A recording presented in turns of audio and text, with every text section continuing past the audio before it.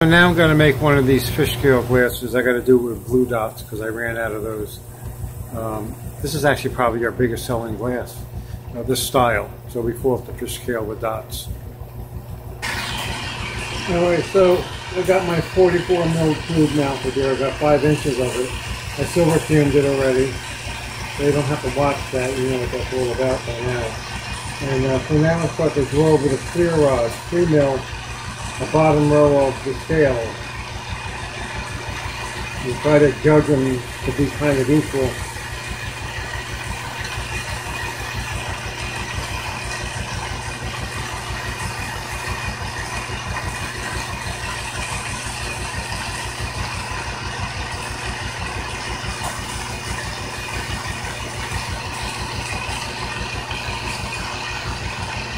That was pretty good on this one.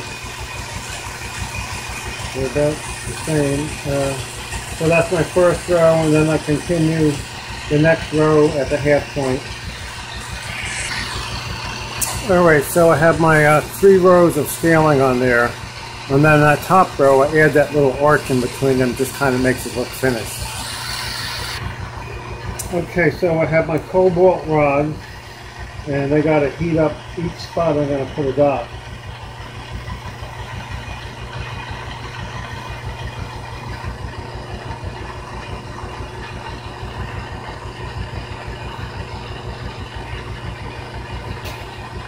So I go around, I put my dots in, but I still have to keep the glass hot everywhere so it doesn't crack.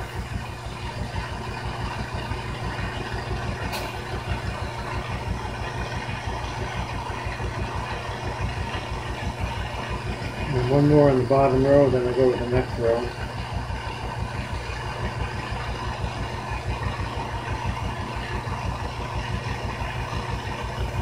Alright, I'll continue on and fill in all those spots. Alright, now I got all my dots in there. So I'm going to go to my big plane. And I got to start melting things in a bit, but I leave a lot of texture on this glass. It's people like it because they can grab onto it and feel the dots and stuff, and there's a lot of texture there. So I'll work this out and I'll be back.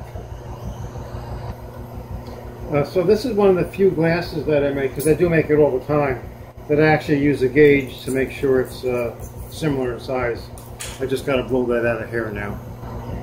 Alright, so I have that to the exact size, so what I do now is I punch it up and I blow out the rest of the glass. So you can see when I do my glass work, you don't blow the whole thing out at one time.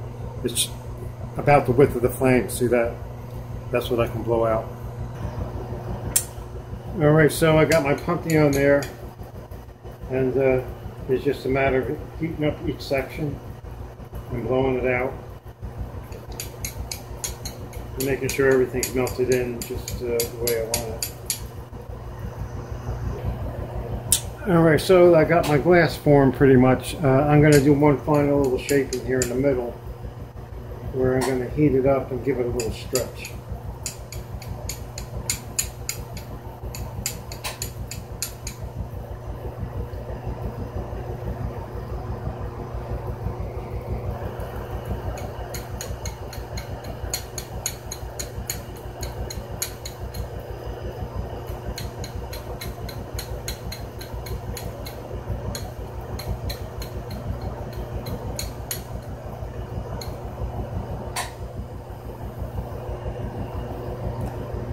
Not much, it's just a little bit of a pull, and then I get that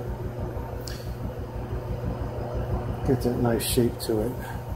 Now I have to remove the blow tube. Alright, so I'm ready to blow a hole in that and then flame cut it.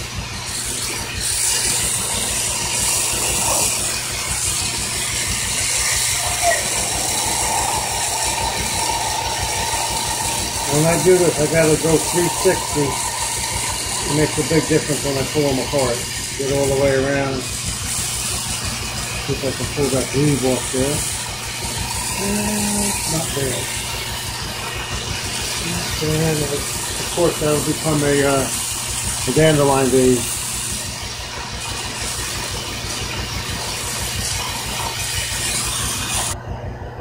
Alright, I got my mouth all done there, nice thick rim around that, and now I've got to get the punty off and flatten the bottom.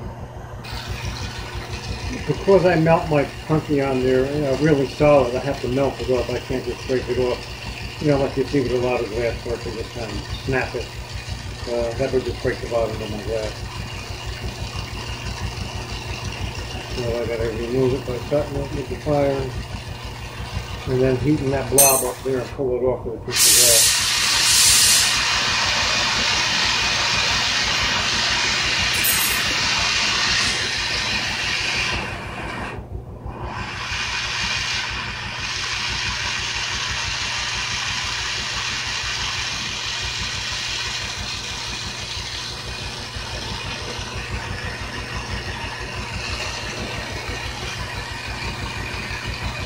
Yeah, that's what I got to do to get that off of there. We'll go to commercial. I'll be back.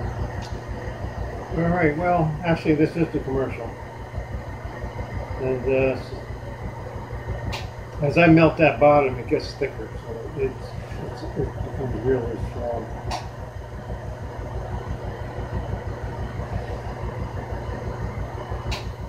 And I'm going to melt that right down close to the design. It gives me a nice wide bottom and a thick bottom also.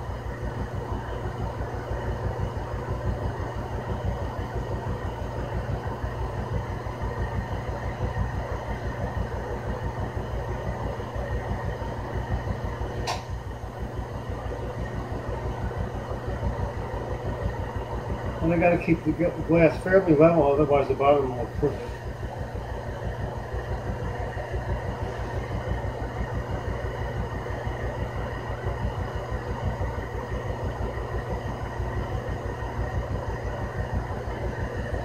Get a nice arch.